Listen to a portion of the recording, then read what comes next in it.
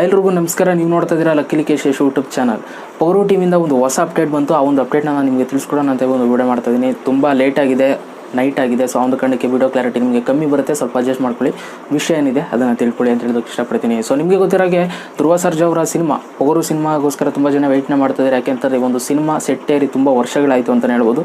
So final ಆಗಿ ಅವರ birthday ಇರೋದ್ರಿಂದ ನಾಳೆ ಧ್ರುವ ಸರ್ಜಾ ಅವರ ಬರ್ತ್ಡೇ ಇದೆ. ಆ ಒಂದು ಕಾರಣಕ್ಕೆ ಸಿನಿಮಾ ತಂಡದವರು ಒಂದು ಡೈಲಾಗ್ ಟ್ರೈಲರ್ ಅಂತ ರಿಲೀಸ್ ಮಾಡ್ತಾ ಇದ್ದಾರೆ. ಸೊ ಯಾರು ಕೂಡ ಈ ಥರ ಒಂದು ಡಿಫ್ರೆಂಟ್ ಆದಂಥ ಒಂದು ಟ್ರೈಲರ್ನ ಮಾಡಿರಲಿಲ್ಲ, ಅಂತಂದರೆ ಡೈಲಾಗಲ್ಲಿ ಟ್ರೈಲರ್ನ ಮಾಡಿರಲಿಲ್ಲ. ಸೊ ಇವರು ಆ ಒಂದು ಕೆಲಸಕ್ಕೆ ಮುಂದಾಗಿದ್ದಾರೆ.